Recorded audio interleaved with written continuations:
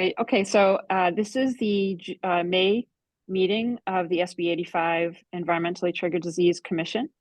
And wanted to get started with a couple of presentations. Like I said before I started the recording, I'm Mindy Mesmer. I'd like to order some of the discussions with the commission to after the presentations to be respectful of the people who have graciously agreed to come and present some important information to us this time. So Karen, do you want to introduce our first speaker then? Or do you want me? It's up to you. It's fine. Sure. I'd be happy to. So we have Jeff Martz with us from the Hazardous Waste Remediation Bureau, and he's going to be talking about landfills. And I know that there were specifically some questions about well water around landfills, and so he's prepared to cover that as well. So I just want to thank Jeff for being here with us and pass it over. Thank you, Karen, and thanks, Commission, for having me speak today. I'm going to go ahead and share my screen. I've got some slides, and it looks like I'm getting a message. The participant screen sharing has been disabled. Is there a way to pass that on to me? Oh, that's interesting. Oh, here we go. All participants. Got it. That should work now. Sorry about that. Okay.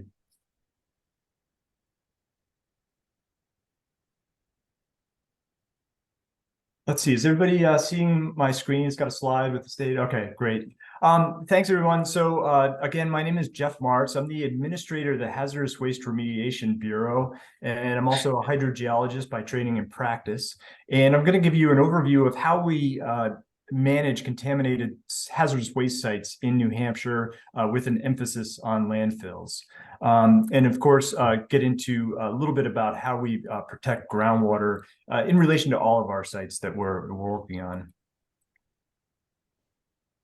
So just to kind of set our place in the world, so as you probably know, DES consists of three divisions. We have the Air Division, the Water Division, and the Waste Management Division, where our bureau resides. And our bureau has, there are 5 bureaus within the Waste Management Division that include oil remediation and compliance that deals primarily with oil spills and making sure that oil containment systems and gas stations are appropriately constructed. Then there's the Hazardous Waste Remediation Bureau, which I'm going to talk more about. Hazardous Waste Management Bureau, which focuses on making sure that hazardous materials and waste are managed in a manner that protects the environment and protects from releases.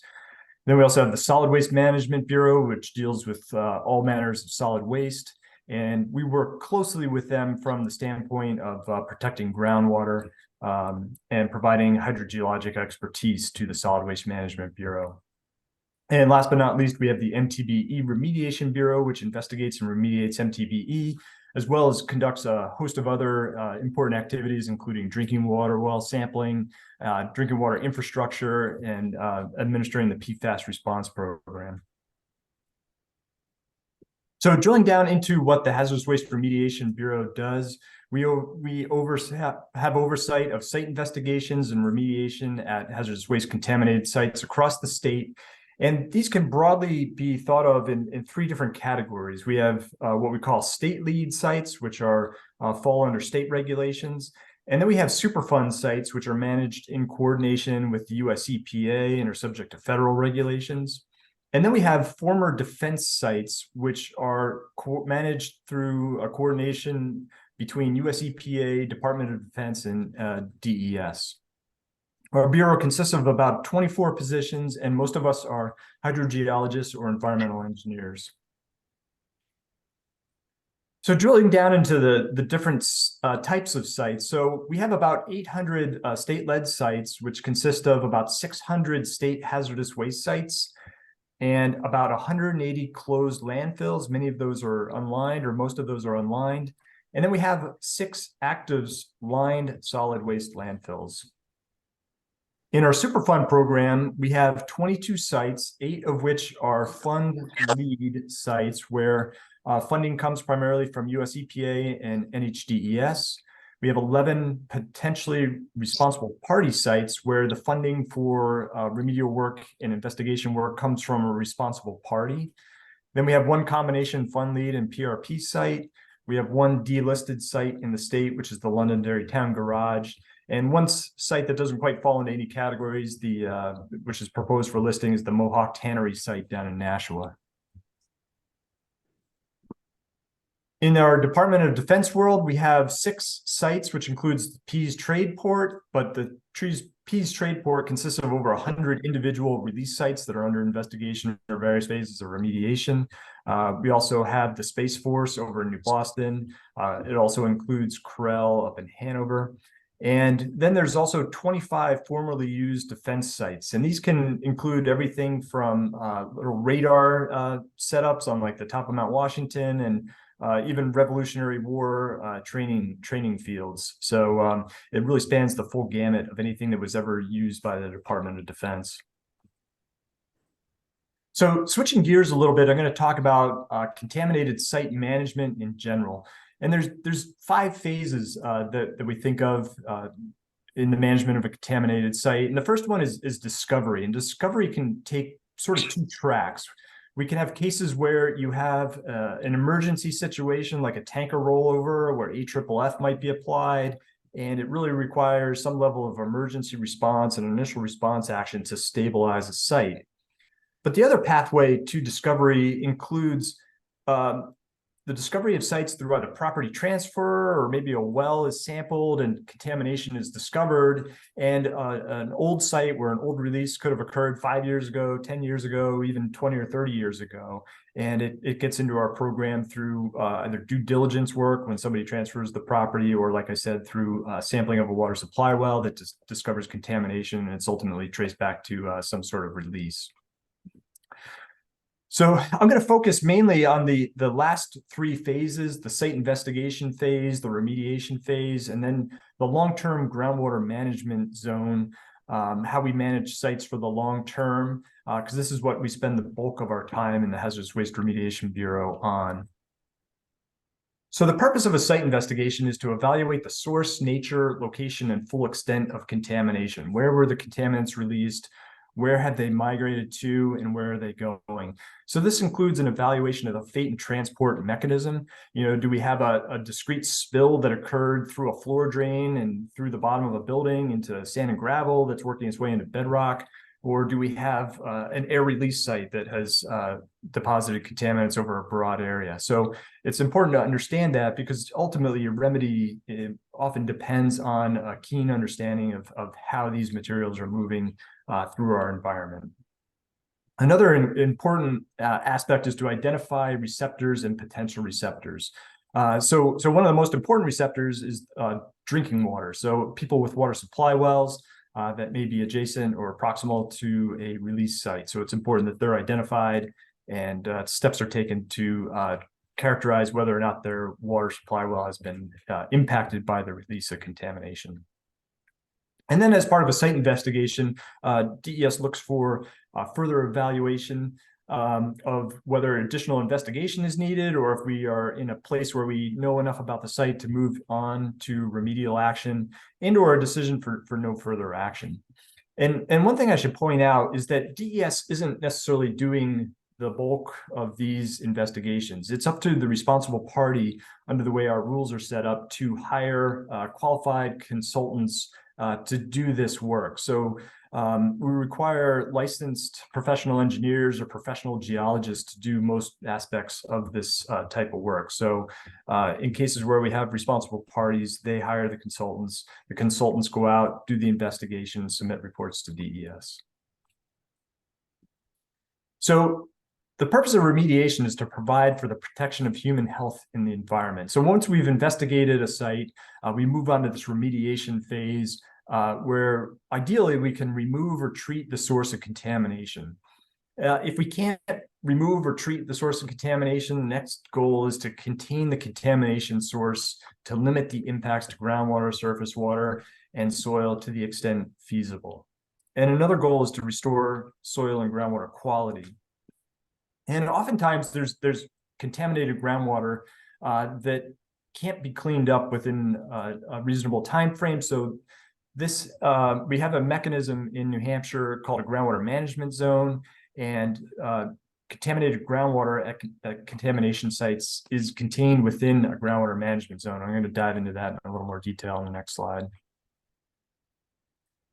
So a groundwater management permit establishes a groundwater management zone and provides a regulatory mechanism to monitor and control groundwater within that contamination zone. So the groundwater management zone is defined as the subsurface volume of contaminated groundwater. And the groundwater management permit requires ongoing monitoring of the groundwater. And this often includes monitoring wells, but it could also include monitoring of water supply wells. The groundwater management permit and the underlying rules require the provision of potable drinking water if water supply wells are contaminated above our state ambient groundwater quality standard, often abbreviated as AGQS.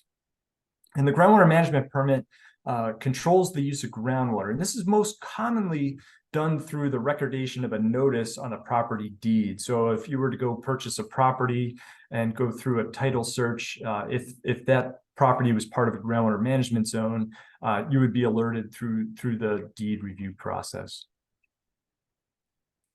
This is the photo on the left is an example of a groundwater management zone, and the well that's shown in red, and then there's one in orange. Might be a little difficult to see. Those are contaminated above our groundwater quality standards. They're located within the groundwater management zone, and there's a series of water supply wells surrounding that zone that are below ambient groundwater quality standards. So here's a screenshot showing an example of a groundwater management permit, what it looks like. We list out the monitoring locations, a sampling frequency, and then a list of sampling parameters and what we expect the consultants to collect in terms of data and report back to us. And just another few notes on a groundwater management zone. These can expand or contract depending on groundwater conditions. So if we have groundwater that's cleaning up and the water quality is getting better, the properties can be removed from the groundwater management zone. Or conversely, if we find that the plume of contamination is expanding, we can expand sampling and expand the zone and include additional properties as it becomes necessary. Our groundwater management permits are issued for a period of 5 years and then renewed as needed. And periodic summary reports and permit renewal applications should include an evaluation of the effectiveness of the remediation, an evaluation of groundwater conditions, changes in groundwater use, such as new wells. We asked that the consultants do what we call a receptor survey or updated receptor survey to see if any new wells were installed proximal to the groundwater management zone. So now I'm going to switch gears again and talk a little more about landfills in particular, and I'm going to take excerpts from a PFAS occurrence presentation that was provided back in October of 2022 to the Joint Legislative Fiscal Committee. So in New Hampshire, we have 6 operating municipal solid waste landfills shown on the map and listed in the table. And they're spread out across the state. Collectively, these 6 landfills produce about 100 million gallons of leachate per year. So the sum is on the right-hand side. We'll probably make a PDF of this presentation available afterwards. But currently, leachate is captured by the landfill liners system in each of these cases and shipped or piped to wastewater treatment plants. Throughout this process, there's negligible destruction of the individual PFAS. They partition to effluent and sludge. One of the landfills pre-treats its leachate. This is at the Turnkey landfill in Rochester. And I want to point out that there's a bit of a cyclical relationship between landfills and wastewater treatment plants. So the leachate is shipped to a wastewater treatment plant, and in some cases, the wastewater treatment plant sludge may go back to a landfill, and then more leachate is generated, and so on and so forth. So now I'm going to talk a little bit about the PFAS occurrence in groundwater at New Hampshire landfills. So of the municipal solid waste landfills, this includes both lined and unlined, 174 of the landfills have been screened for PFAS, or a very high percentage have been screened for PFAS. And at 77% of those landfills, we have PFAS detected over our ambient groundwater quality standards. So the vast majority have some level of PFAS detected in on-site monitoring wells. But I think a really important takeaway is that when we look at water supply wells that have been sampled proximal to these 174 landfills, we only find about 24 wells exceed AGQS at 6 of the closed landfill sites for PFAS. So I think that's a really important takeaway, that while we have this universe of 174 plus landfills, 77% of which have PFAS, we're not seeing widespread water supply well impacts. It's relatively limited, relatively small numbers of water supply wells that have been impacted with PFAS from these landfills. And in each case, Sorry, oh, go ahead. does that include private water supplies too, or just public? I believe most of these are private water supplies that have been impacted. So I'm not aware of any public wells that have been impacted from a landfill. So these impacted well users have been provided with some other permanent potable water solution, and in some cases there are other contaminants that co-occur with the PFAS.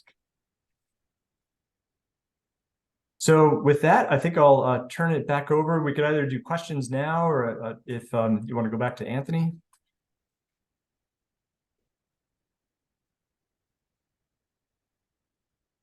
Do any of the commission members have questions right now that before we move on? Or I have one question myself.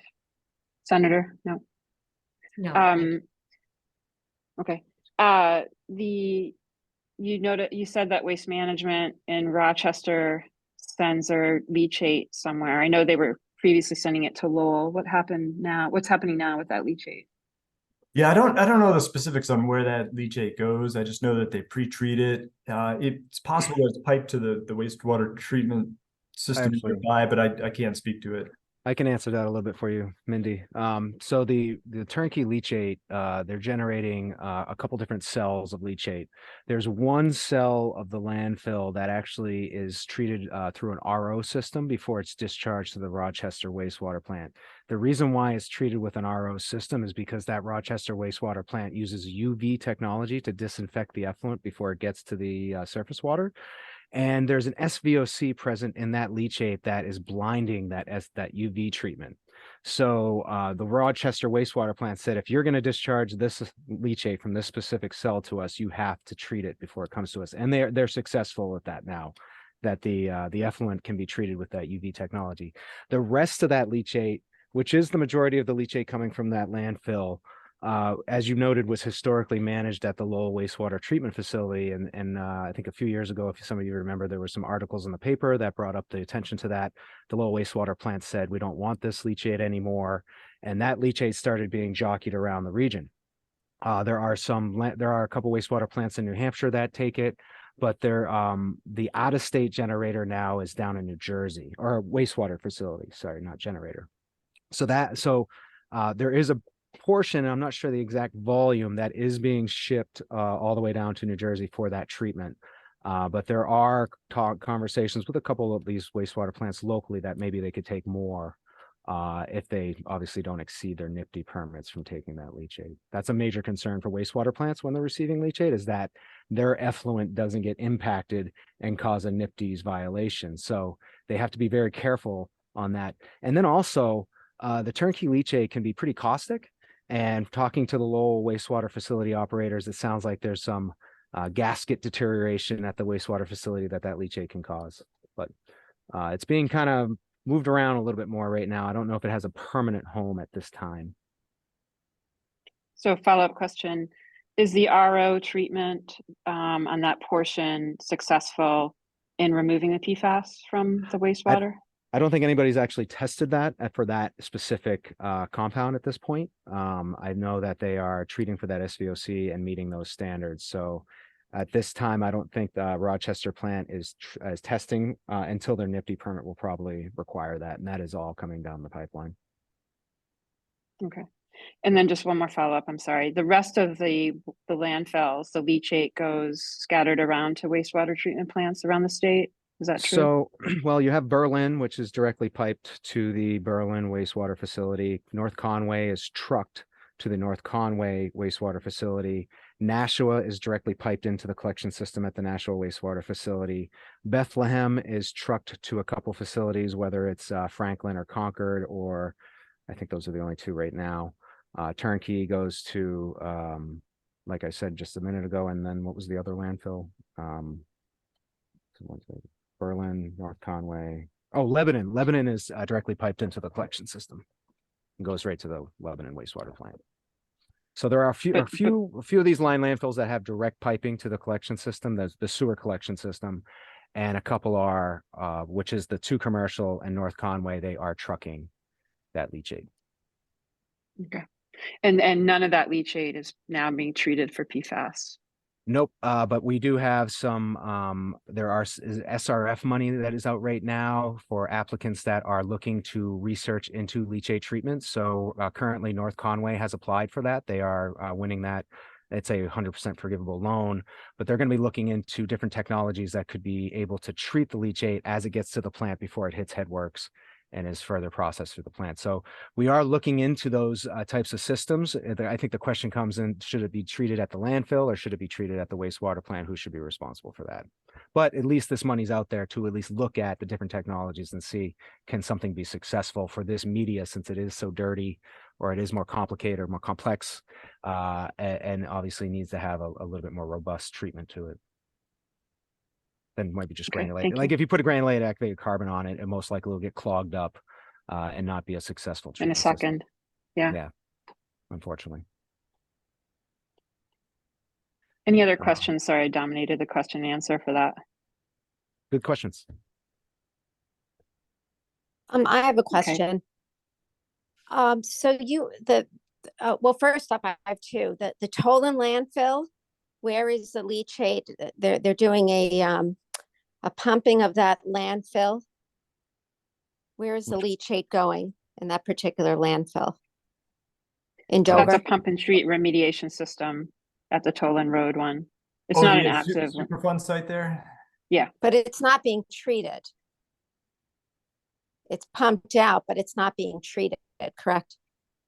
I'd have to look into that one. I know they have a groundwater treatment system, pump and treat system, but I don't know the details on, what they're doing with that water once they've run it through treatment. And the other question is, you had mentioned that the closed online landfill, you don't know of any public drinking water wells? What about in Rye, the Grove Road landfill? My understanding is that the wells in that aquifer are not above our current AGQS. At least from the data I think that they are. Yeah, I believe they are. And the drinking water, the Garland well, which is our municipal drinking water well, sits downstream from the Grove Road landfill. Yes, and I agree with Dr. Lepresto. If it isn't now, it certainly will be. And one of my questions was, I didn't mean to cut you off, Rosalie, but I forgot to ask how many unlined landfills there are in the state of New Hampshire. I've heard Drew Hoffman say 300 a lot of times. And my other question was, what happens when the hopeful EPA proposed new PFAS standards go into effect? Do they take over the AGQS? Yeah, so take those once at a time. So I believe the vast majority of the landfills I mentioned, so around 170, 180 landfills, I believe the vast majority of those are unlined. I don't have statistics breaking down exactly how many are lined versus unlined, but I think the vast majority of these are small landfills in towns where, might have started out as a burn dump, and then they put some municipal solid waste in. So a lot of these are fairly small, I think, for the sheer number that we see across the state, and most of those are unlined. In terms of what happens if the proposed federal MCLs are adopted, we have regulations in New Hampshire that the AGQS is equivalent to the MCL. So if the federal MCL is adopted, eventually, once the state adopts that as a state MCL, then that would become equivalent to the ambient groundwater quality standard. So, assuming for a moment that the federal proposed standard of 4 is adopted, then eventually that would become effective as a ambient groundwater quality standard. Senator Ricciardi, that's some information for you. Yes. I don't know if it'll lead to legislative process or if it's an automatic rulemaking process for the DES, but something to keep tabs on once EPA comes out with their new standards. Sounds good. Dr. Lepresto, I didn't mean to stop you from asking, do you have any additional questions? No, I'm just as regard to the toll and landfill, I'm under the understanding that leachate, contaminated leachate, is shipped up to Asbestos Canada. It must go through some sort of pretreatment before they do that, but if it's a pump and treat system, I would think it would. And there may be two different things there. I don't know if they have like a separate leachate collection that's separate from the groundwater extraction system. We may be talking about two separate things. And as the Asbestos Canada, that is actually a gravel pit reclamation site. I'm not sure if they're accepting liquid. From what I understand, they're only accepting sludge or residuals. Oh, it could be sludge. I don't know the difference between the Dover wastewater treatment sludge is actually managed within the state, and I'll go over that during my presentation if you want. I will add that I just pulled up the Rye public wells on our PFAS viewer, and they're coded on the screen as below AGQS, but not sure if there's something else I'm missing here in the data set. Those are old data. Looking in GIS, they are below what's presently on our viewer here. You're talking about the wells, but what about the landfill? The landfill, bear with me one sec while I turn that on. It's particularly, I think it's either the monitoring well 101 or 6, something like that. Yeah, I happen to click on monitoring well 101, and that has about 43 PFOA and 60 PFOS. So the monitoring wells at the landfill are over our ambient groundwater quality standard, and there is a groundwater management permit and zone for that landfill.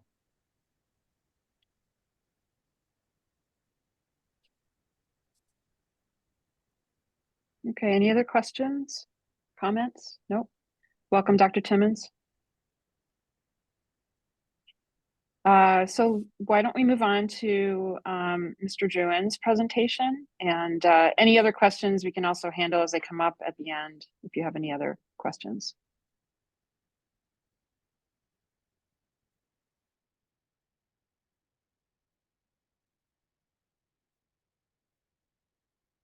Let me unmute. Yeah, so my presentation's at another screen, so if my head moves, don't take offense. I'm just kind of looking at the screen while I present. Does everybody see my presentation? Perfect. So I want to thank the commission for giving me a chance to come here and speak, and as well for our section to come and present who we are and what we do and what we're looking at for the future with sludge management in New Hampshire. I am Anthony Druin. I'm the supervisor of the residuals management section here. We are within the Wastewater Engineering Bureau, which is also in the water division at New Hampshire DES. So we're a little different than the Hazardous Waste Remediation Bureau. We're there in the Waste Management Division. We sit in the Water Division, and I'll go over that within the rules and laws on why we are where we're at. So just a quick outline. We're going to go over, again, who we are. We're going to talk a little bit about why do we need clean water, or just go over some of the history of that. The history of the compliance for sludge management in the state of New Hampshire, the laws and rules and how we've gotten to today with what we have. The education outreach that we've done throughout our whole history of our program. How is sludge and septage managed in New Hampshire, volume numbers, and obviously the permits that go involved with that. Sludge quality certification, PFAS investigation. I am going to go over some data. We've been investigating since 2017, and we're also now looking into collection system sampling to source identify where PFAS is coming into the collection system. I think you'll find the information from that very interesting. And then we're going to talk about the future of sludge management in New Hampshire. So what we are looking at after we set the soil standard, which becomes the biosolid standard, and how can we look at managing this material moving on into the future. So we're a 4-person team. Like I said, we are within the Wastewater Engineering Bureau, which is in the Water Division. I'm going to do a shameless plug here for a engineer. We are vacant currently with our permitting and enforcement engineer. So if you do know anybody that is looking to come work for the state or looking for some more work-life balance, definitely have them get in touch with me. I'd love to talk to them about their skills and credentials and see if they're a good fit for our section. But really want to start off with some maybe a happy story with not so happy pictures to start off with. But, you know, prior to the Clean Water Act, we had some serious issues with our surface waters. And I think if some of you are old enough to remember the Cuyahoga River fires in Ohio, those were direct situations caused by high organics and high pollution in our rivers. As you can see here in some of these pictures, there was definitely some serious issues going on with water quality, which then in return gives us poor or at least less quality drinking water, as our drinking water sources can be on surface water or groundwater. Also, we had more local pictures here where, you know, the Androscoggin River was highly impacted with paper mills. The Merrimack River was one of the most polluted rivers in the country for a long time, or deemed one of the more polluted rivers. And as well, just a lot of unfortunate scenarios with wildlife and obviously water quality. But come 1972, the Clean Water Act helped shape up these systems, and this permitting, this Clean Water Act and this law really helped shape the EPA and what we have today. And there's obviously more room for improvement with this act and these regulations around the Clean Water Act. But we definitely started to see serious improvements in our surface water bodies. And today we now can recreate on these surface water bodies where we were not safe to do that in the past. It's something to be definitely proud of. And, you know, Ronald Reagan said back in 1984, preservation of our environment is not a liberal or conservative challenge, it's common sense. So this isn't a political conversation. This is really a human conversation.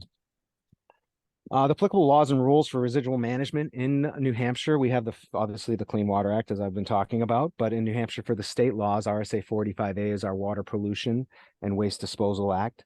The regulations that fall under the Clean Water Act for sludge management is 40 CFR Part 503. Sometimes you hear about it being called the Part 503 regulations. That is currently being, there's a new risk assessment being conducted on the 503 regulations by Dave Tobias of EPA ORD.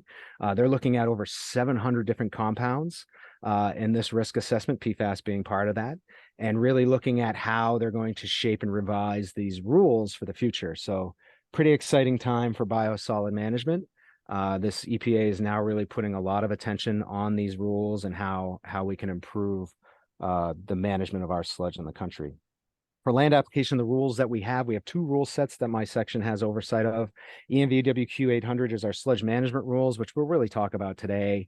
But we also have ENVWQ 1600, which are septage management rules. These are for septage management and not the systems. So be careful. Septic systems are a different bureau, which is the Subsurface Bureau. However, we do work closely together on education outreach because they are synonymous together. So some history on the Clean Water Act and where we're at, how we're at here today. In 1972 was the adoption of that act, which created wastewater sludge. Before we're just dumping it in the rivers, but now these plants are starting to create this sludge and we needed to start managing it. In Section 405D of the Clean Water Act, it specifically states that EPA is to promulgate rules for managing sludge, and that is your 40 CFR Part 503 rules. So before 1990, sludge was regulated as a solid waste in New Hampshire. It was disposed of in unlined town dumps, lined landfills. It was stockpiled on site at the wastewater plant. It really didn't have a good outlet at the time. There was some farmland application happening, but the 503 rules hadn't been fully established yet. So you didn't see as much happening until those rules were established. In 1990, the statute shifted regulatory responsibility to the Water Division, which I think is absolutely appropriate because of its place in the Clean Water Act under Section 405D. But also RSA 485A was adopted, which is our Water Pollution Waste Disposal Act that our rules fall under. So that was July 1st of 1990 when the RSA 485A came into adoption. 1991. Rules were promulgated under the it was a Water Solid Waste Rule 800, ENVWS 800, for both sludge and septage. So it was one rule set for both materials. Before 1993, DES was considering more comprehensive regulations, but in February 1993, those federal rules were promulgated, and DES dropped the concept of making stricter rules. So then at that point, the state of New Hampshire was following those federal regulations, which changed pretty quickly in New Hampshire as we started to see more odor complaints and more complaints about sludge coming into the state from out of state generators, and people or citizens going, hey, what's going on here? Why doesn't DES have more oversight of this? And so in 1995, there was an emergency rule adopted on to address these public concerns. 1996, we adopted permit regulations, and then in March of 1999, that's when the current rule set was first adopted or promulgated into rule, and that's ENVWQ 800. That is the rule set that has your sludge quality certification program, your site permitting, your hauling, your facility permitting for sludge management only. In May of 1999, we adopted the 1600 rules, which were septage management. So they were separated out because at that time, land applying septage was a domestic septage program coming from home specifically, and it was different than your sludge management, where sludge is essentially the dead bacteria from treated wastewater. And so in 2005, that's when the 1600 rules were readopted into the ENVWQ stature and really was reformed into a more robust rule set. And we're currently right now this year, we are revising 1600 per our schedule. So come November, we'll have a whole new septage management rules that are going to be current with everything, including PFAS and all the other parts of 800 that we wanted to incorporate into that rule set. May of 2007, we readopted the sludge management rules, meaning they were revised further from that 1999 set. In 2013, the same thing with the 1600 rule set, the septage management rules. In 2014 and 15, there was a more stakeholder input asked for these rule sets, because again, back in 2016, we then did another readoption.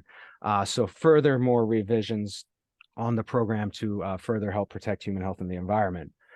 June of 2017 is when the PFAS investigation starts. So if you guys remember in the news, 2016 is when the St. Cobain facility and obviously Pease Air Force Base were definitely in the media, definitely being talked about. And there was a lot of discussion about biosolid contamination. So that's when our section began its investigation. Just to note, I joined DES August of 2018, and I took over all of this investigation very quickly. I took over the sludge quality certification program. So this slide is what I've introduced to the program. So in May of 2019, I quickly revised everybody's SQC to require the monitoring for PFAS. I got a lot of pushback right off the bat because we didn't have an approved test method. Labs were producing different data for different samples, and there was just a lot of concern about the operators being able to sample for these constituents properly without cross-contaminating the sample. So what we did is we revised everyone's SQC, and at the time there was only 9 compounds that we could analyze for. Today we're analyzing for 24 and soon to be 40 once 1633 is validated. So we implemented a full training session at the Franklin training facility with every SQC permittee and at least one other operator. We also took funds from the $6 million PFAS investigation funds that we were graciously given from legislation, and we were able to then go out and do the sampling ourselves. So we kept it to 1 lab and 1 sampler. What that also allowed me to do was train each facility individually. So we had the group training, then I got the money, and then I was able to go out and do continue the investigation, but also train each operator and manager at the plant themselves so that they could specifically revise their sampling analysis plan to specifically look at sampling for PFAS at that sample port. The key thing about this is that as we worked through this, we kept continually getting funding. So I was able to go out and continue sampling this year after year, keeping it again to 1 sampler and 1 lab. I think that's very important when we're looking across the program while this method is currently still being validated. It's also important to note that per RSA 45A, I have to go out every year and sample the generators. Each generator gives us a $500 fee every year. I go out and sample their facility for constituents of concern, PFAS, metals, SVOCs, and VOCs. is our constituents that we sample for. And we take all that data and we generate a legislative report that is submitted every November 1st. So since the adoption of that law, DES Residuals Management has submitted an annual report to legislation for review every year. And so 2019 is when I formed the Northeast Biosolid Improvement Program, and that was specifically to create education outreach to inform the public and also operators of the impact PFAS is having on wastewater treatment and sludge management. February 21 is when we began the USGS soil and sludge PFAS leaching study. You have obviously probably seen that in the news in the last couple of days. Jeff Martz and I are part of the technical team, and obviously Jeff's role in this is with the soil and my role is with the sludge, and we combine together to create these standards that we're about to promulgate into rule per RSA HB 1547. 2022 is when we started to begin sampling PFAS sample training for operators and the certified operators in New Hampshire. So out of all this investigation I've been doing, I've been able to actually form a full 7-hour class to train these operators on how to sample sludge, septage, leachate, influent, effluent, and collection systems. So they come to the Franklin facility, we go out in the field or out in the yard, and we go over every bit of sampling so that when they're walking away from that training class, they can go back to their plant, establish a sampling analysis plan, and be ready for that NIFTY permit revision that's about to hit. Because if you're not aware, the NIFTY permits are, in New Hampshire, we're not delegated, so they are actually EPA permits. There's only 3 states in the country that are not delegated: Massachusetts, New Mexico, and New Hampshire. So our compliance section has oversight to make sure that our NIFTY permits are meeting state water quality standards, but they are technically EPA permits. These permits have been revised to require PFAS sampling quarterly for sludge, influent, effluent, and then once annually for the industrial permit holders. That will go into effect once 1633 is multi-lab validated and the plant gets a notice from EPA. So we really want to, with this training sessions about getting these operators ready, getting them to get this sampling analysis plan prepared, finalized. So when that hits, they're completely ready to go. And that's for all wastewater plants. The SQC holders have been with me through this investigation since I've been on board. So they're completely aware of this sampling protocol, which is essentially called a clean sampling protocol with a lot of cleaning and quality checks with equipment blanks and field blanks. Our goals by the end of this year is obviously to finish our promulgation of 1600, the septage management rules. We have to get those promulgated by November. And as well, we're looking at adopting the PFAS soil remediation standards as the sludge screening standards for the sludge quality certification program. That will be revised in the SQC once we have that established under the hazardous waste rules. And then also we are going to revise the certificate to state that the 1633 method is to be used and that sampling will happen quarterly. So everything will line up with the NIFTY permits by the end of the year here, or hopefully if the method becomes validated. We've been told it's going to be validated for the last 2 or 3 years and it hasn't been yet. So fingers crossed, this is the year. So for education outreach, we've done quite a bit. We, if you know about us in the What's Flushable program, we do a lot of education outreach on this, educating the public on not flushing wipes down the toilet. It is causing serious havoc on our infrastructure. It's costing towns a lot of money and time, and it's also causing havoc on septic systems. So it's definitely an important education outreach to continue. We do a lot of education outreach with our operators, offering up stickers, magnets, things that they can hand out to homeowners and the public. We've done newspaper articles. We have our Biosolid Improvement Program brochures that we've created on PFAS impacts for haulers, operators, and the public. We've created this new little nifty diagram to show how PFAS circles through our water cycle, or at least our wastewater cycle, and can potentially either impact groundwater, impact the leachate, or maybe even impact air as we look into incineration more. We've also done some NPR articles last year. I worked with Mara Hoppelmazian all year long to do this article on this study that we are just finished up with USGS and the standards that we're about to create. And we also have a Get Pumped brochure out there that educates the public on maintaining their septic system by getting it pumped on a scheduled basis so that they're not impacting groundwater. As I'll show you in some collection system data, we are noting that residents are discharging more PFAS than thought. And there could be, you know, PFAS being discharged into these septic systems. So we want to make sure that those are managed properly and we're not seeing those failures happening, even though septic system failures are unfortunately common in New Hampshire.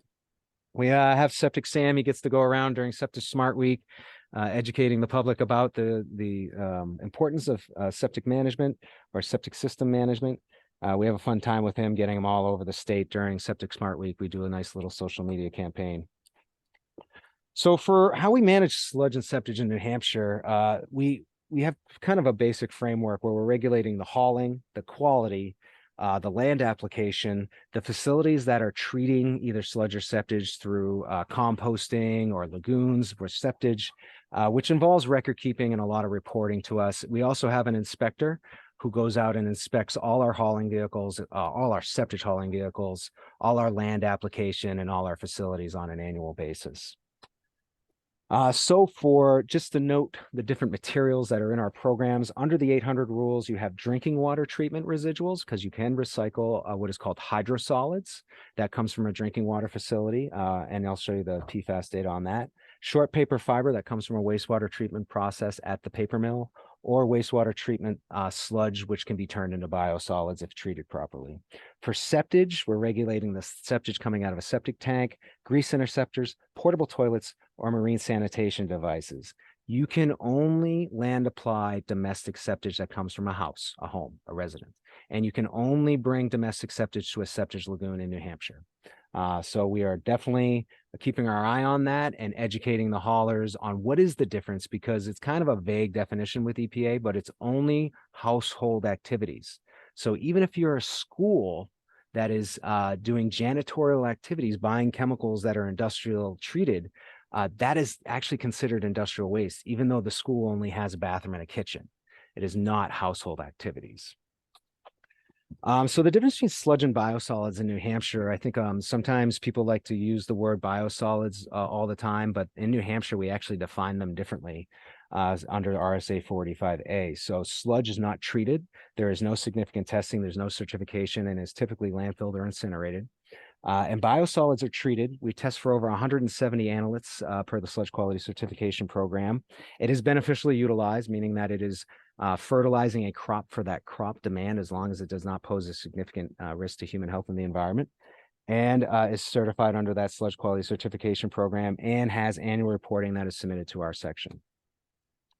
So the Sludge Quality Certification Program is kind of it's the first permit if you want to distribute bulk biosolids in New Hampshire. You cannot distribute bulk biosolids in New Hampshire unless you have this certificate. So if we ever find there's a biosolid coming across the border, which it's not, because everybody knows you have to get the certificate, and is one of the hardest certificates to get in the country for biosolid management.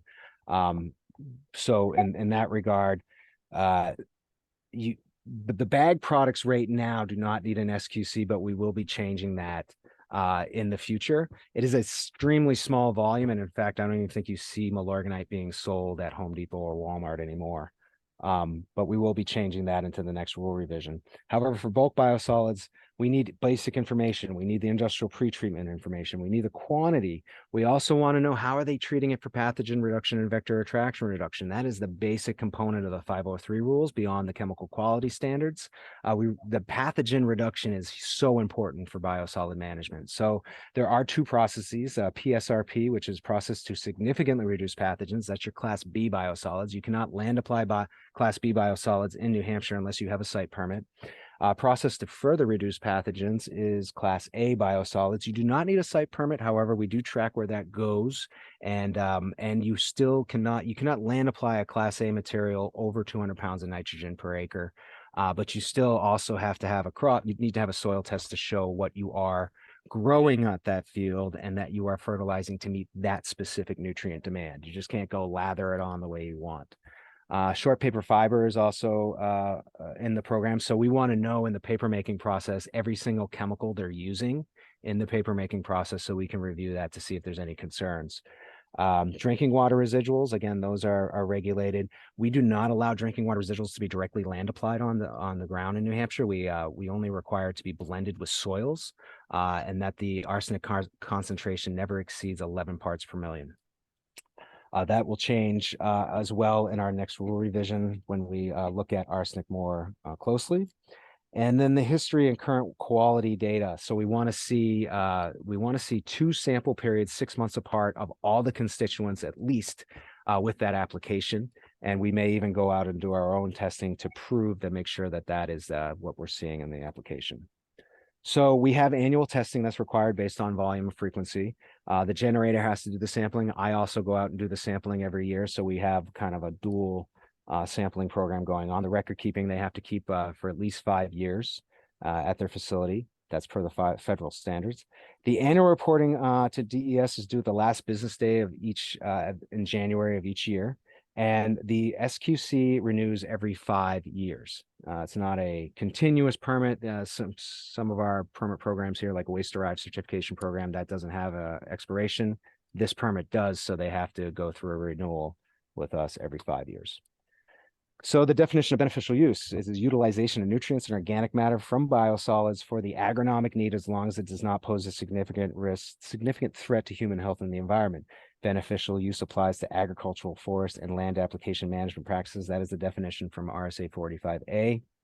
So you need to have the SQC, annual testing, Class B biosolids, need to have that site permit.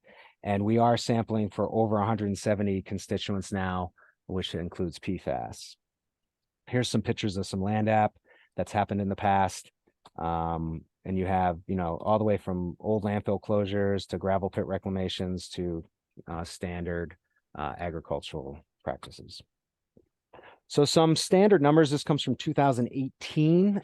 We did a NUIPIC regional sludge study that was incorporated into a national sludge study. You can go to biosolids. Biosolids.org, I think, is the website, and that will have the results of that national study. It's pretty interesting to see how each state manages their sludge and where it goes and how and essentially how it's regulated as well. So in New Hampshire, we are land applying a little over 40,000 wet tons. We are landfilling about 50,000 wet tons. So we're recycling about 40% of our sludge in the state. These are wastewater treatment sludge only. This does not include the paper mill sludge or the water treatment sludge. This is only wastewater treatment sludge. And then we're incinerating at one incinerator in Manchester, and we're incinerating about 17,500 wet tons.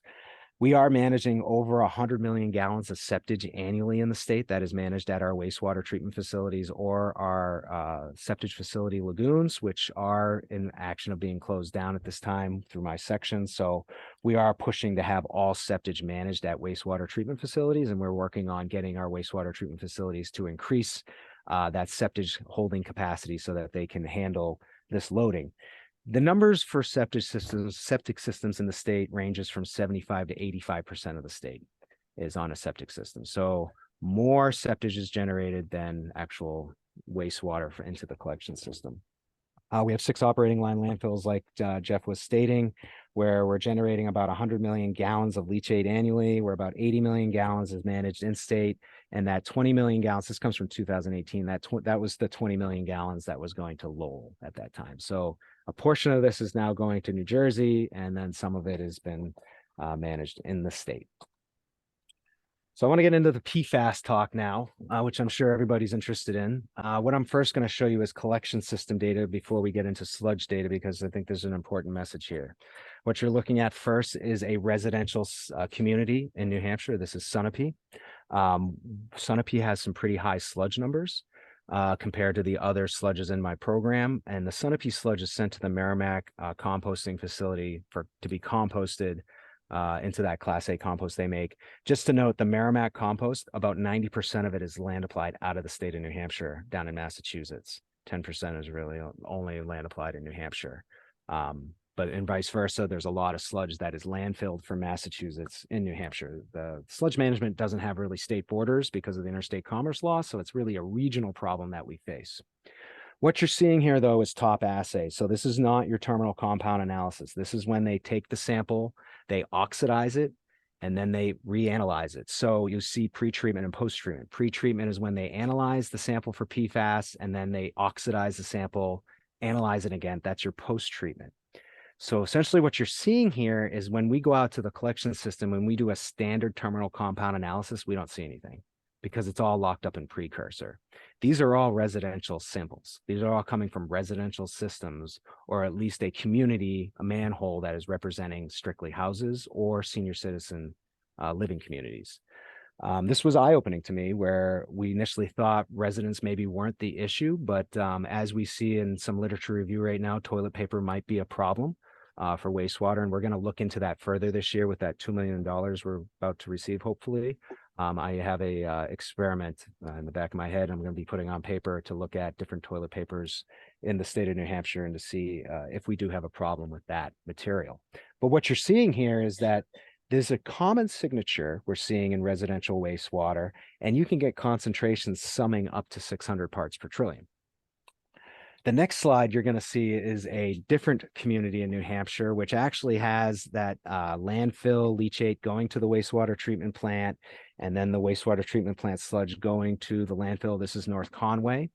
And the first thing I want to show you is the residential samples like we did here in Sunapee. We did the same thing in North Conway. This is top assay, so you're seeing the pre and post again. So oxidizing the sample, exposing it, and you're seeing similar numbers in North Conway to Sunapee. But the real thing that opened my eyes with this sampling right here, this is the high school pump station. So this was specifically sampling the high school and a couple other buildings behind it. But it was kind of, it really opened my eyes to maybe what's happening in some of these systems. And just above this high school pump station, you'll see a similar line. That is a hotel complex with retail stores. So we're starting to wonder what is being used as a cleaning chemical. Whether it's a floor polish, floor cleaner, how is that being discharged? Typically down the drain, which then gets to the wastewater plant. We have done further studies into school cleaning chemicals, and our Drinking Water Bureau has found some pretty shocking numbers when you look at top assay and look at the mop bucket or the wastewater post floor stripping and floor waxing.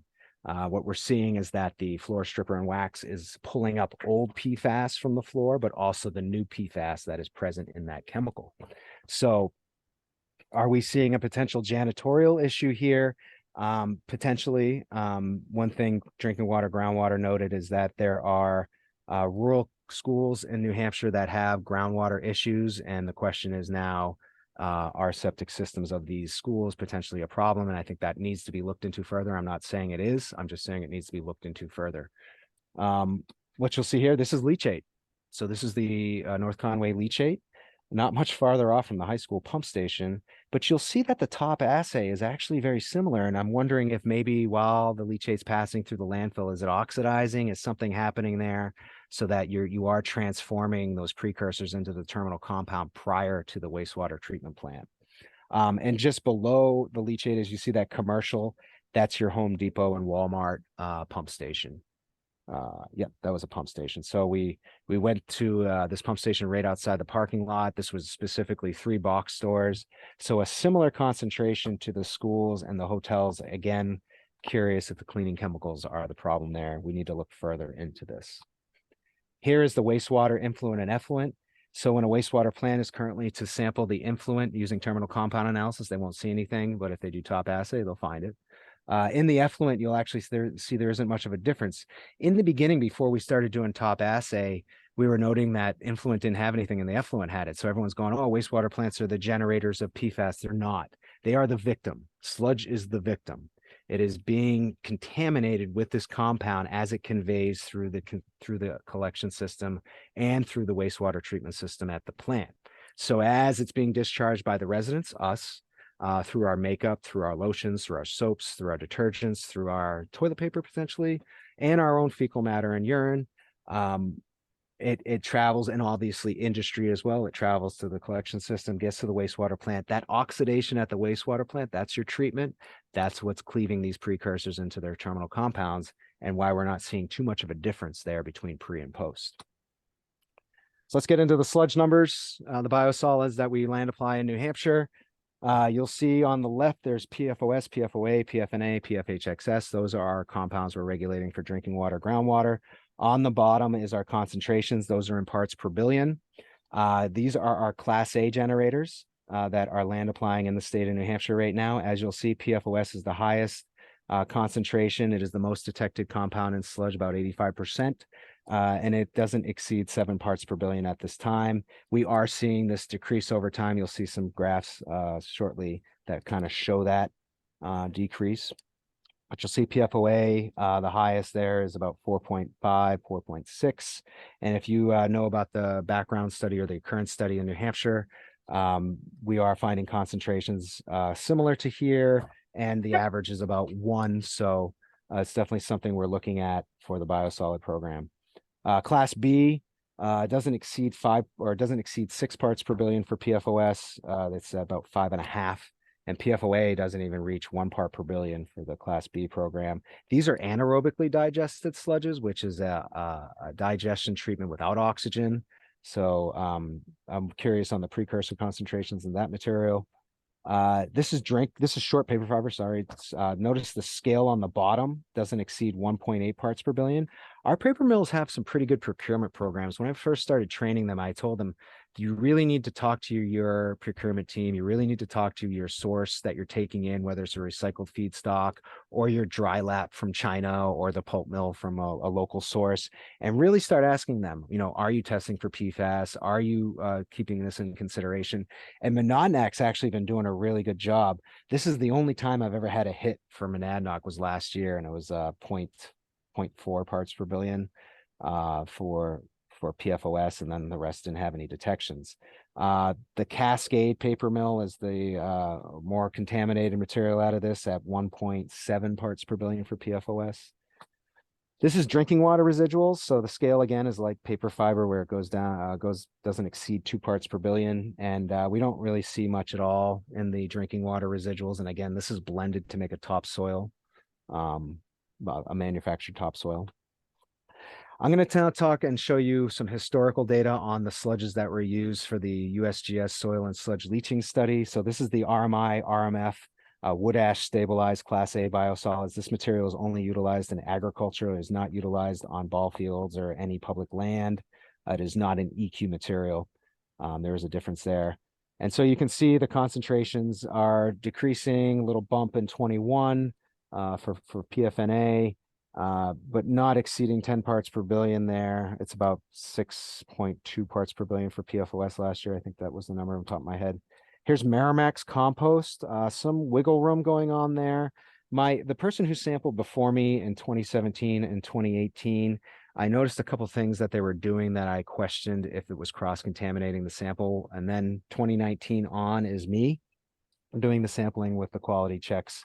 I do an equipment blank for every facility that I do, and then I do a field blank here and there to ensure that we're not seeing any cross-contamination. Here's the Nashua Class B biosolids, below 5 on the PFOS. This is Plymouth.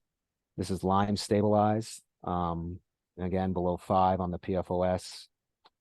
This is the Winnipesaukee River Basin program. I had some higher RLs with this. I think there was some interference. There's been some interference with this sample. I want to look further into this.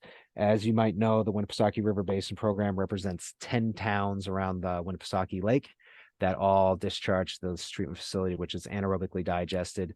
This typically was a Class B biosolids that was land applied directly at permitted sites. But since 2020, they have been sending their sludge to the Merrimack composting facility, which it then turns into that Class A compost. So this is now not directly land applied on any farms in New Hampshire. So what's the future? We are really looking into destruction pathways for sludge. It's a pretty daunting process in the sense of looking at all the feasibility of it, whether it's going to actually destroy PFAS, what's the energy use, what are the emissions. So we're looking at gasification, pyrolysis, new drying technologies. Those are the first initial technologies that we're looking at. I really feel we need to keep the water at the wastewater plant and get the sludge to the most driest component it can be, so it then could get to a facility for destruction, or at least get to a landfill that can be managed at a much easier ability.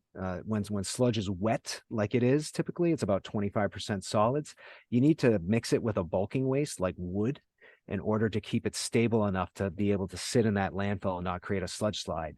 If you've heard about the situation happening in Maine, There was a law that obviously banned land application, and then another law came out and banned the landfilling of bulky construction debris waste. So then they took out that waste, and the landfill recently said, we're not taking any more sludge because they're creating unstable slopes at that landfill.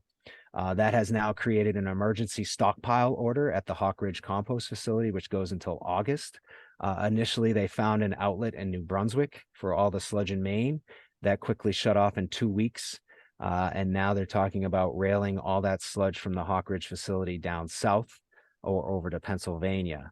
We're finding outlets. We're losing outlets very quickly. We're losing Canada.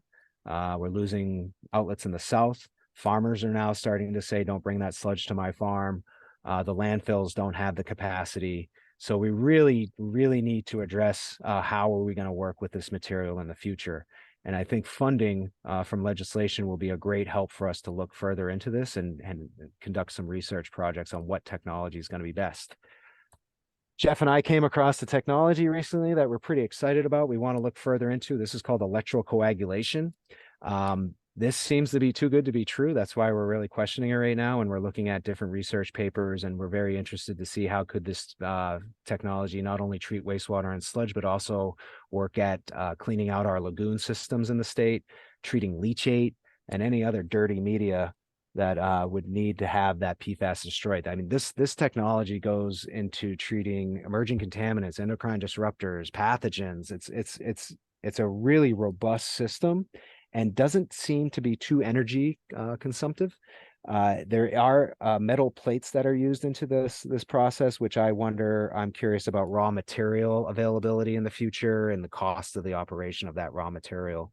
But it also takes the metals and switches them over to an oxide form, which makes them less leachable, which I think is also a benefit, and makes the sludge actually easier to dewater. So there's a bunch of benefits here to this technology. We're very interested in it, and we want to look further into that. So I want to thank you for your time.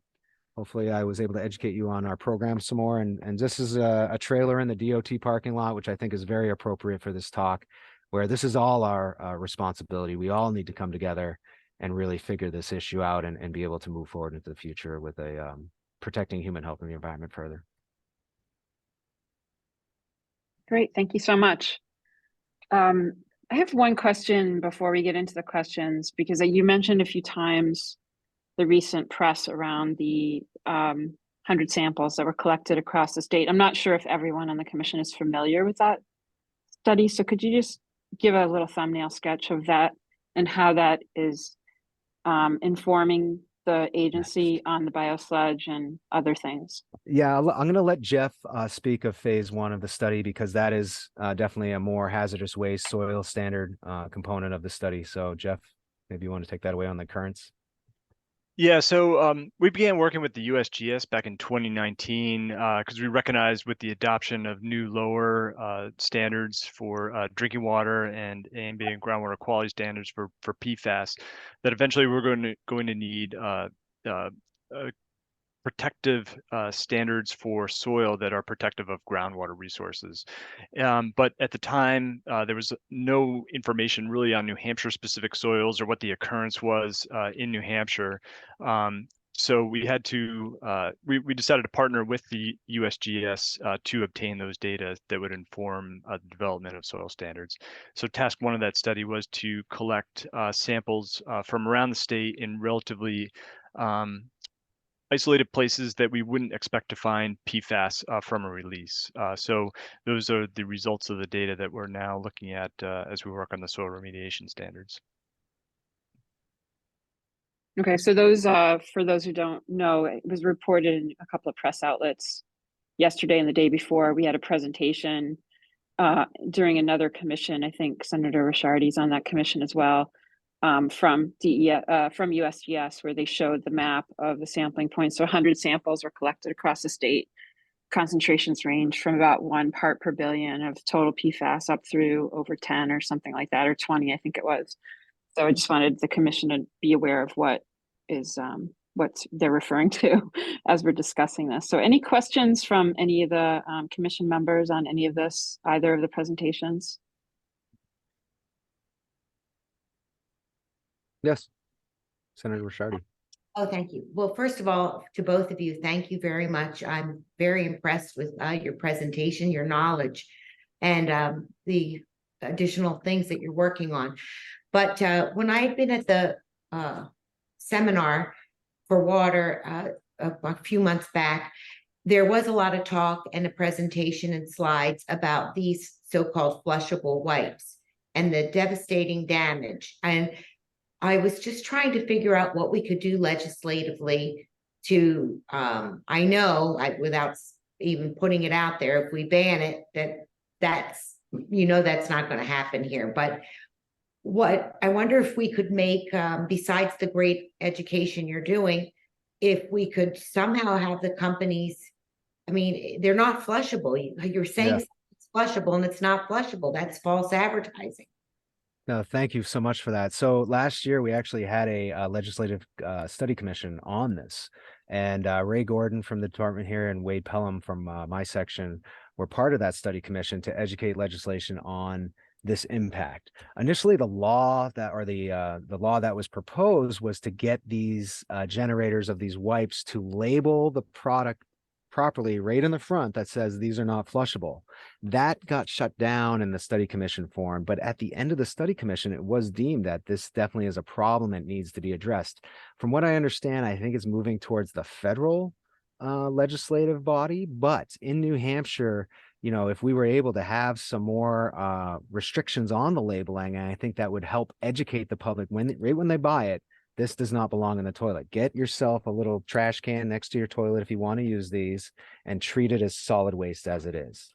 When septage goes to a wastewater facility, there's a bar rack screen. It has to pass through that before all that solid waste is removed and thrown away, whether it's an applicator, a wipe, or whatever that's not dissolved in that wastewater. So these wipes, they are interwoven with plastic. When you want to talk about PFAS, I'm not sure the concentration that could be present in these wipes. Obviously, toilet paper is concerned today. But really, when it comes down to the physical nature of these wipes, they do not break down. They're not dispersible. So when they get into the sewer system with grease, that's present in all of our cooking and everything, they create what we like to call a sewer worm, or in the UK, you've heard maybe the term fatberg. And so they coagulate together and cause a clog. Well, then the infrastructure is damaged, and then the town has to invest money into fixing that infrastructure. So then the taxpayers become responsible for fixing a wipes issue that maybe some of them were not part of. Maybe they didn't buy the wipes and flush them down the toilet. So really it becomes a burden on the municipality financially, operationally, and not even that, but just even in the private systems that are in that community as well. Okay. So like some sort of legislation around the labeling is definitely a first step, I think. Hey, I think I'm gonna try to figure out something, and it's always about the money. Go with the damage it's causing, the taxpayers, and maybe I could reach out to the New Hampshire Municipal Association for some assistance, because they reach out to all the towns and municipalities. Yep. I'm not sure yet what, but I want to work on something with that. I work with Nate Griers of the New Hampshire Municipal Association. He's a lawyer, and he's very active with us. He presents at our manager school that we have, and he's definitely been active with us on this topic specifically. So, and one of those articles I shared in the slide actually was a New Hampshire Municipal Association article I wrote a couple of years ago on this problem. Oh, well, I know him very well, and we've worked on other things, so I'm going to reach out. Cool. That'd be awesome. Really appreciate that. Anyone else with questions? Any other comments or questions? Yes, I have a comment. First off, that was a fantastic presentation. I am concerned of what you said about the schools, and I'm hoping that they're utilizing American Water Works. Dr. LaPresto, you're really breaking up a lot. Dr. LaPresto, we can't understand what you're saying. You're breaking up a lot. Okay. Can you just shut your camera? Okay. Try and talk without your camera on again. Okay. That's better. So I was at a American Waterworks conference in March, and they did, and the representative from Maine mentioned the same thing about finding the chemicals PFAS around the schools. Mhm. So it is very concerning. I was wondering, have you looked around hospitals as well? I mean, they use the cleaning products, they use the wipes and that sort of thing. Yeah, so there was a hospital sample, the right side, and when I sampled the hospital um in North Conway, I wasn't able to get like the pump station right outside the hospital. I got down the road a little bit because the pump station wasn't able to be sampled. It wasn't that high compared to residents. It looked similar to a residential sample.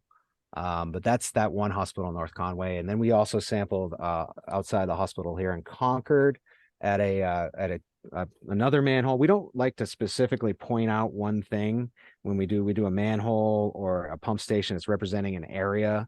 And so, but again, we didn't see too much at that hospital either. So I'm not sure.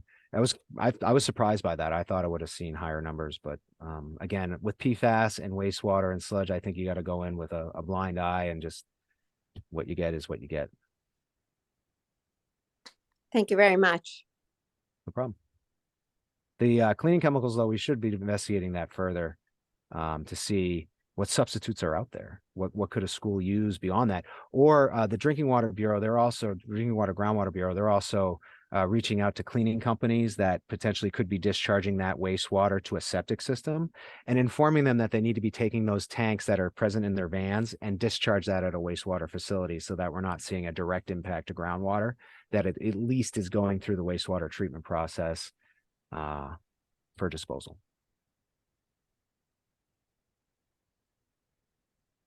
Any other questions? I have a few.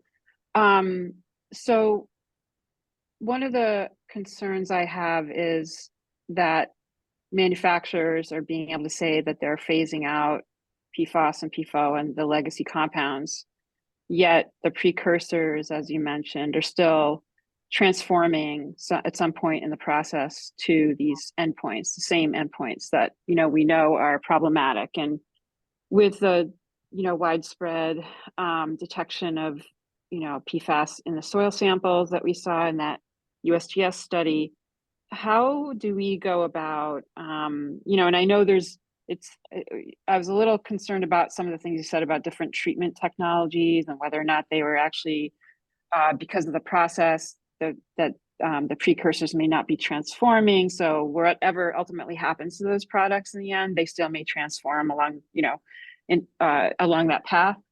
So, we're sort of grappling with a real, the whack-a-mole approach is something we always talk about with these chemicals. And how do we get to a point where we know that these chemicals are not going to transform into these dangerous endpoints, and that we're considering all that and where those things end up. So like I've heard lots of stuff from people in Merrimack saying that the wastewater treatment plant that had industrial waste coming from St. Gobain for decades, that was going to places where they made fertilizer, and then people are putting it on their gardens and things like that. So like it's just an enormous problem. I guess I just wanted to spurt out all my concerns at once. Yeah. But what are we going to do about this problem where there are different, they're still there essentially, they're just not there in the raw materials, but they end up in the same.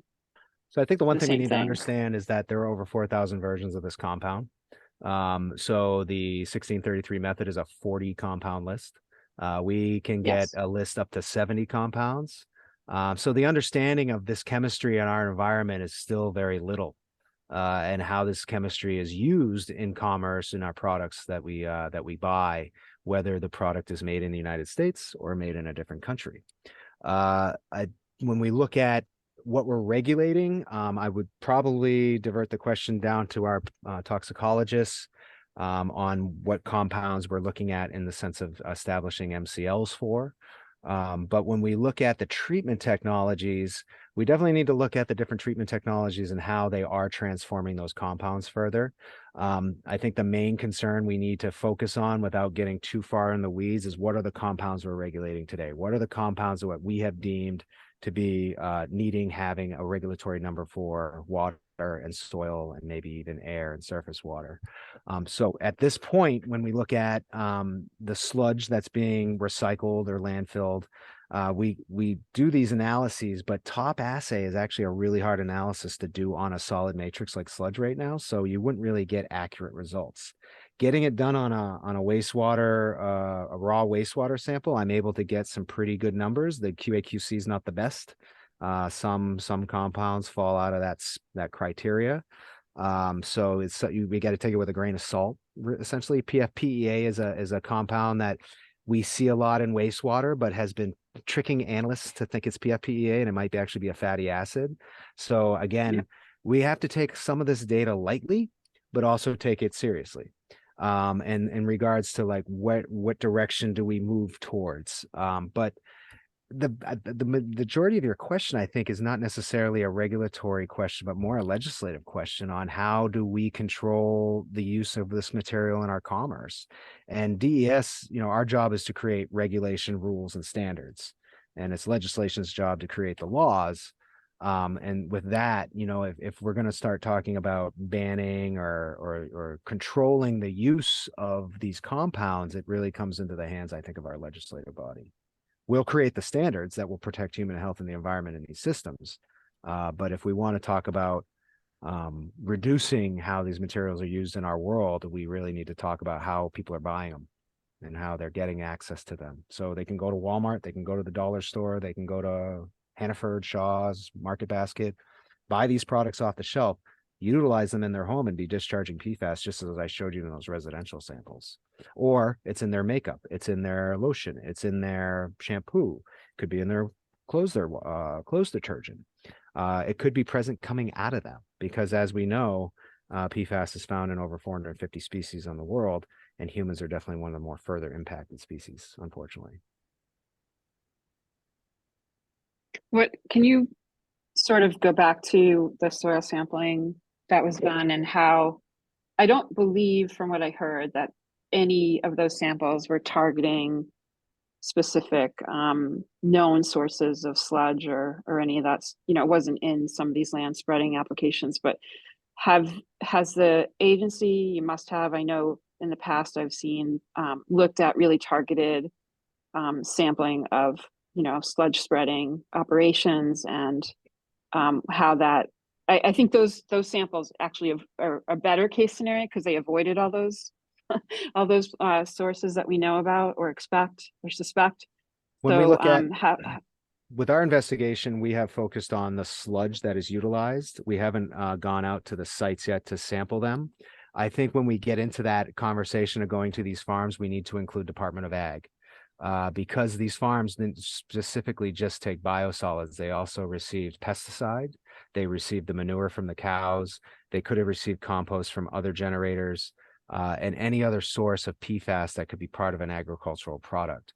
So we can't eliminate the idea that biosolids are the only thing, or we can't keep the idea that biosolids are the only thing going on a farm field that have PFAS in it. So if we are to go out and sample the farm fields as an investigative project, I would want to have more involvement with the Department of Ag in that, so we can kind of collaborate that investigation. I need more time and people too, because we are short-staffed, and we definitely need to have. That would be a pretty daunting project. I might actually have to bid it out as an RFQ if we were to go down that road to get a firm to do it for us. But at this point, our investigation has strictly stuck to the sludge that's being land applied. So we have no idea what the impacts of spreading or any of these things that we haven't sampled has had in New Hampshire. The team basically. that Jeff mentioned, the team that Jeff had mentioned that is going out and sampling drinking water wells, we gave them the location of all our land app sites that we have. We have quite a big inventory list of that. And so they have, either contacted or at least kept an eye on these areas to see if there's any groundwater or drinking water impacts. As Jeff mentioned in his talk, groundwater is going to indicate the contamination first. If we were to go out and sample the soils and determine what the contamination is, again, we'd have to look at what was the manure loading, what was the pesticide loading, what was all the other loadings to determine which one was the bigger culprit. My last question is, are you aware of any milk that has been impacted in New Hampshire? Has anybody sampled it? Yeah, That is as it's health like in Kennebunkport. Health and Human Services did a milk testing in 2019. I don't really know if I could comment on that. So Health and Human Services is on the call, so we can pass it over to Michelle, who oversees food protection. Perfect. Yes, we did do a sampling of milk back in 2019. I'm sorry, I don't have those numbers right in front of me, but I do not believe any of the samples. And let me just take a step back. The samples came from retail. So we purchased milk bottled in New Hampshire. And we did the sampling on that. There were no, to my knowledge, and I will go back and confirm this, that there were no samples above the New Hampshire MCLs for milk. Okay. Yeah, if you don't mind, Michelle, next meeting, if you could just let us know for sure about that, that'd be great. Sure. Absolutely. Yeah. Any other questions? I have one. Senator? Thank you. It's a little bit off topic, but so the landfill in Bedford where I live, actually behind me and down the road, they never lined that. That's one of the unlined ones. And now we are getting ready to put in solar panels on top of that landfill. I'm just curious what your thoughts are on that, environmentally speaking, and going on top of that. Yeah, that's a great question, Senator. I know there are some landfills that, have solar panels that have been applied. I personally haven't looked at any specific cases and what the outcome has been, but, I think it's a question for the engineers who are familiar with, how the cap on top of the landfill was constructed and, what sort of anchoring would be needed for the solar panels. And a question is, how might that influence the cap that's in place? Because a lot of these landfills have some sort of impervious like HDPE liner and then certain layers of sand and engineered materials on top of that to protect that liner. So, I think if engineers thought it could be done in a way that's protective of that cap, that might be a consideration, but certainly something that would have to be explored in detail on a case-by-case basis. Thank you. I wrote a letter of support for the panels, but not. It was later that I realized, I wonder how this could be very negative, being on top of the existing unlined landfill. So thank you. I'm going to have to look into that more. Any other questions from anyone on the call? I have a quick question. So is it fair to say that you are concluding that failed private septic systems may be a root cause of PFAS contamination in municipal drinking water systems that are contaminated with PFAS? Not saying that at all. What I'm Okay. saying is that domestic septic should be looked into more, with the understanding that toilet paper is a problem, wipes could be a problem. We need to look into that further. What I was saying is that the wipes cause systems to fail. They can cause the leachate to fail, the leach field to fail potentially, and that is really, the failure is an environmental concern.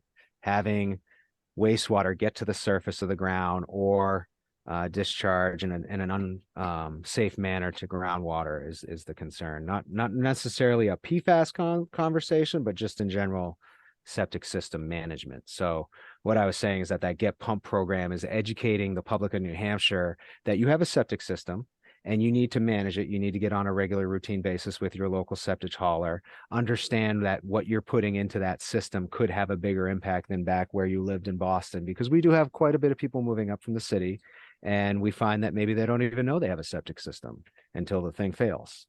And so really that Get Pump program is to get that education out there about how important and sensitive these things can be. And then the lastly, that maybe the senator can pass legislation for this. Perhaps we should look into passing a legislation for specific toilet paper. I think that the study, you know, I want to conduct an experiment this summer. Once we get that funding, I want to do some different dilutions because obviously if you have kids, certain households may be discharging more toilet paper than others.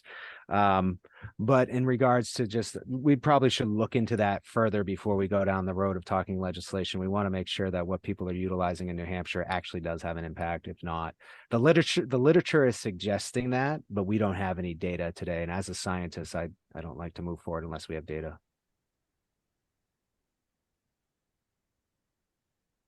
Thank you.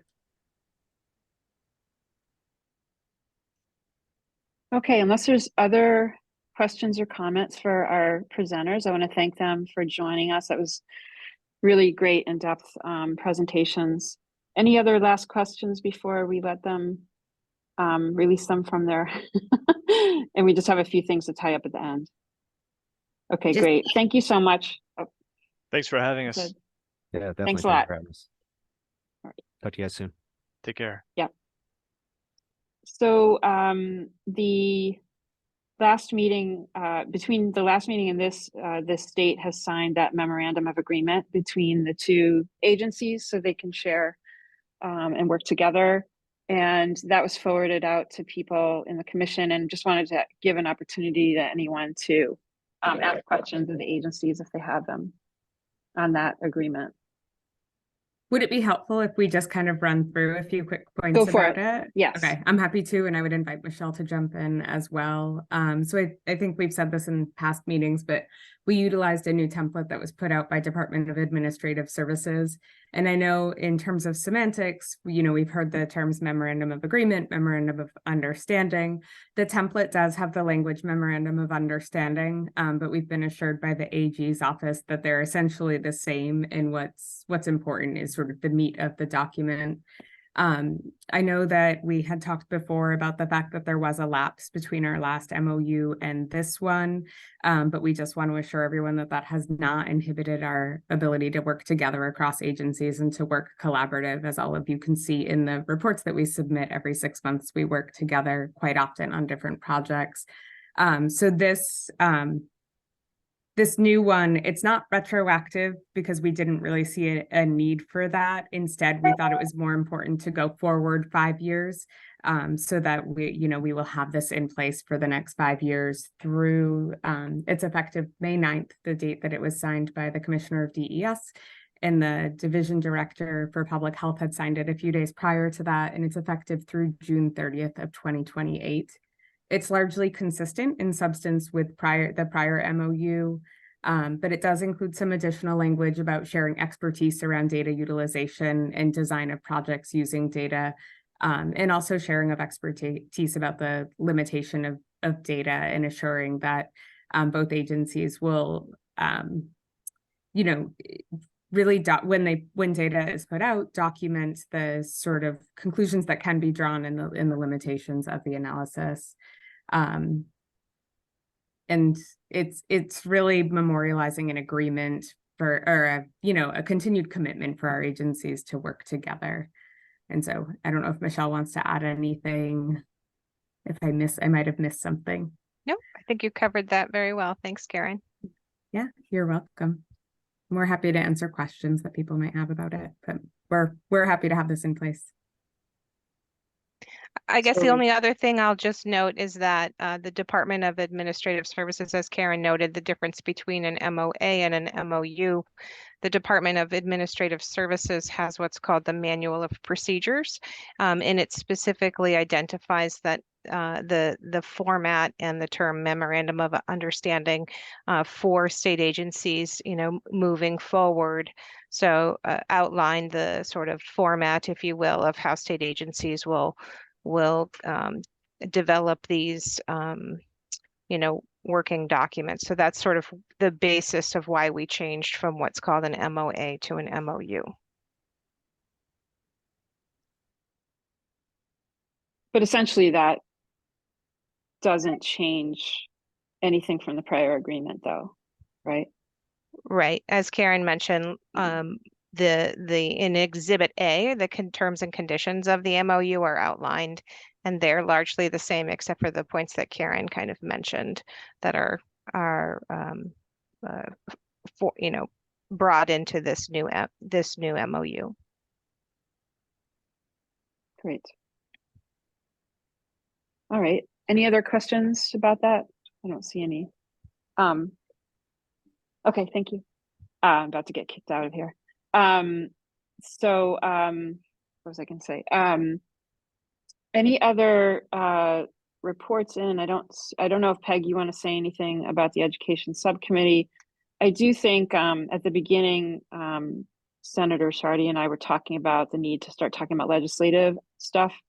I would be happy to start a separate group if we want to do that, or set aside some time. The next meeting we have 2 representatives, thanks to Karen again, from the agencies to talk about air monitoring and particulate monitoring and air permitting in the state of New Hampshire, which is really important. So I'm not sure we're gonna have a ton of time the next meeting either for that, especially if there's a lot of questions. So we can either set aside some different time to do some legislative work, or we can just try to find the time in the next meeting. I know, Senator, you're probably very busy. Several of the other reps are not here today, so would be happy to talk about this either now or later or whatever. Maybe we give it a little bit of thought, and then see if I mean, for me, it would be better to try to do it in the meeting, at least until we get through the budget. I just, for me, but Yeah. we can coordinate thoughts through email and compare.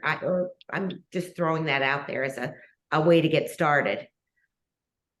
When is the budget stuff going to be done, do we think? In June, right? Well, that would be the hope, but there's some problems. And so it could go. There always is. Right, yeah, it's so you're well aware.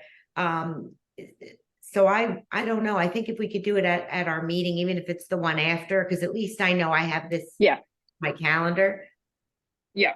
Okay, so what we'll do, I think, is a good thing is, like you say, we'll see if we can set aside some time next meeting to do some of that, and if not, we'll devote the entire July meeting to this, to legislative stuff. So I think we need some time, and I also think some of these presentations will feed some ideas. So I think that's a good plan too. That's true. But this is great. I really do love this commission. We get a lot done. Great. Yeah. Peg, I know you've been struggling to find a time for the education subcommittee to meet. Have you been able to do that? I'm sorry, I didn't. I think that the last few, can you hear me okay, Mindy? Yes. Okay. The last few weeks have been tough for everybody. And so I've emailed Dr. Timmons to try to see how June 2nd and June 16th. And I also have to get Representative Murphy to see about that. I have a place to go, the Atkinson Library. I'm all set to use that, and we'll use the Zoom meeting. So I think we'll be able to find something in June to meet. Okay. Okay. Let's try to nail that down again. Well, I'll see if I can help you. Coakley subcommittee had a meeting, and we have another upcoming meeting with the Aquarian water supply people in a couple of weeks, I think it is. No, the 22nd. Maybe it's Monday, actually. So they're continuing to work on that issue as well. All right. Well, thank you, everybody. I don't want to keep everybody. I do have to get out of here before 5 o'clock. So I really appreciate everyone's time. Nice to see everyone. And I will be putting the recording of this meeting up on a YouTube channel, and I'll send the link out to everyone. I do have a channel there where I post the links, where I post all of these videos for people to be able to see them. So thank you so much. The next meeting is June 21st at 3:15 p.m. And we have 2 representatives. Oh, did I make a mistake? Sorry, Karen. Is it June 16th? That's what I had on my calendar, but I might be wrong. Yeah, it probably is. You're probably right. June 16th at 3:15, same thing. this will be a Zoom plus the Rye Library in Rye, New Hampshire. Thank you so much, everyone. Thank you. Have a nice weekend, everyone. You too.